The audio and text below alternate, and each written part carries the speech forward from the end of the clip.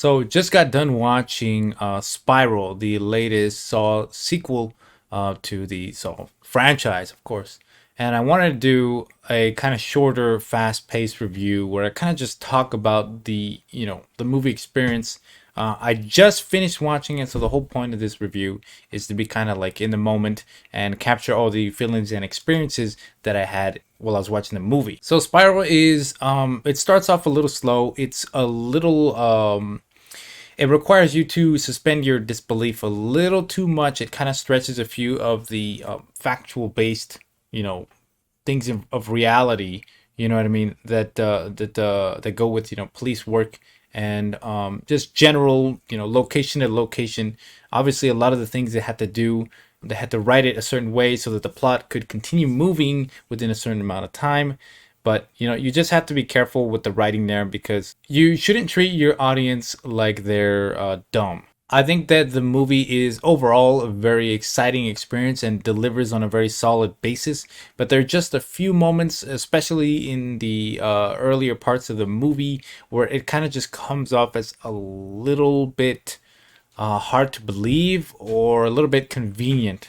And so with that, I think that was probably the main complaint that I have with the movie. Because other than that, it's mostly a one Saw event after another, one torturous scene filled with mechanical contraptions and torture chambers, right? All of these fitting the same color schemes and set design of the original Saw. Green, cold, damp rooms that are completely isolated from society, abandoned, isolated from everything essentially. And so this is where all the torturous scenes take place, usually at night or in the dark. I have to say, this movie had a lot of really painful scene. I mean, if I could describe this movie in one word, I would say ow. Because that's how I felt watching these torturous scenes come to life. You really feel bad for the people who are inside of these contraptions who are forced to claw and struggle for the freedom of life. I think they did a really great job with the contraption design and the torture mechanics design. They really got very creative. Maybe the first one wasn't as creative. It was kind of simple. I don't want to spoil it or really get into how the traps work, because you should really find that out as the movie progresses in the moment. But there are some later on that get even more gruesome. You think that they've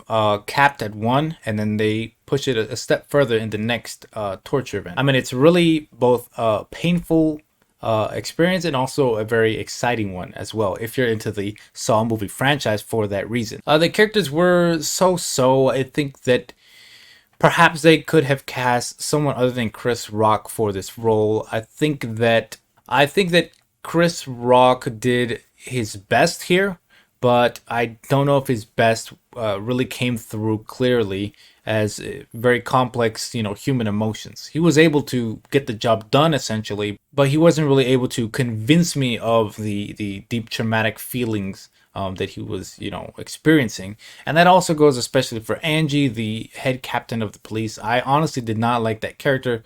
She felt a little too bold, a little too strong for no reason at all, really. Almost like a caricature of a, typical boss type of character. There were a lot of times where she just kind of seemed like she was just changing her mind all the time, or she was just at the whim of the plot.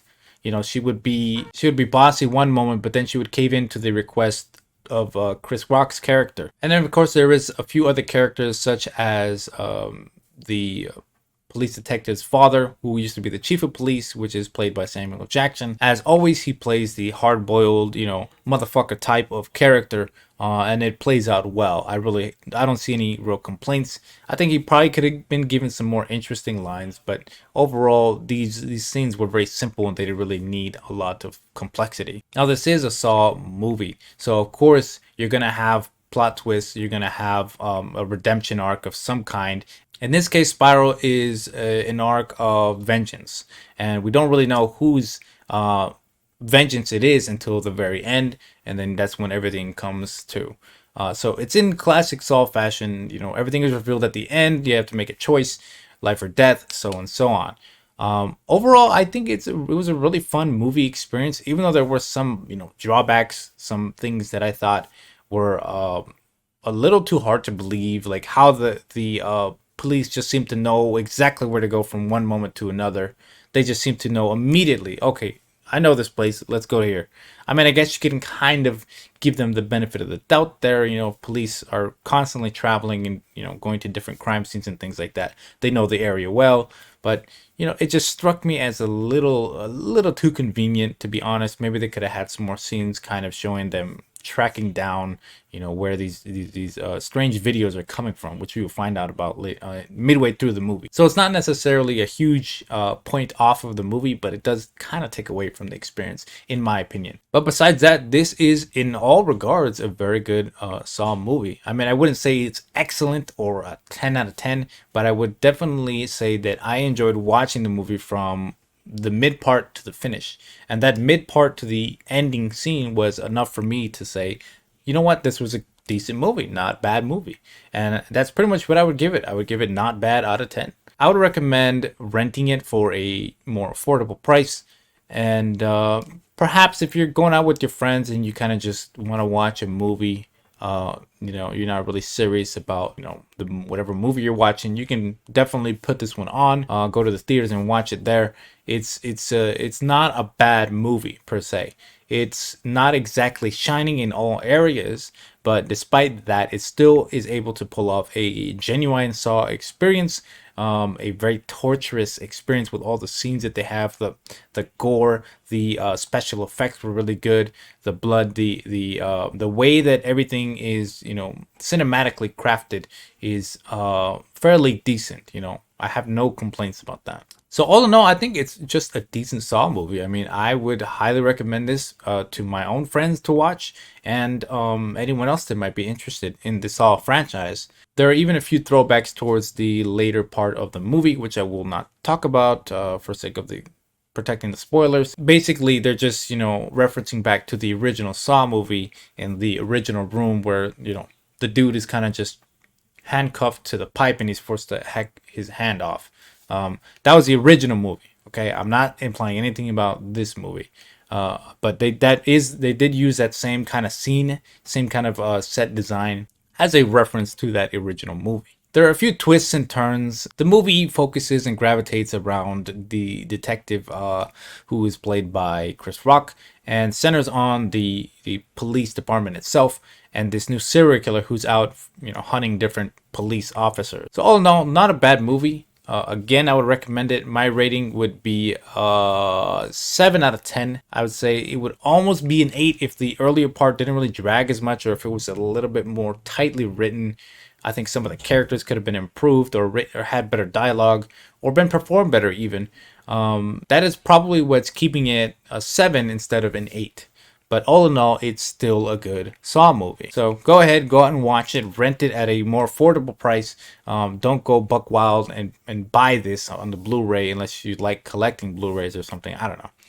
Basically, what I'm telling you is this may not be worth a lot of shingles, but it is definitely worth your time and some of your money, especially if you're already into the Saw franchise.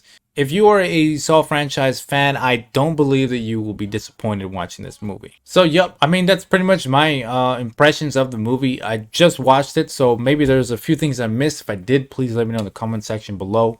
This has been Jedi Dogma, and I hope you guys have a good day and a good week, a good month, a good year, everything.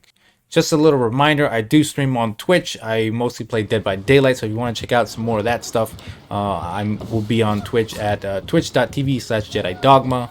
Also, I may be looking to incorporate more of that content over into the YouTube channel, so let me know what you guys like, what you guys might think would be a cool idea, and I'll definitely put that on the to-do list for videos. But alright guys, I will check you guys out later. Jedi Dogma signing out.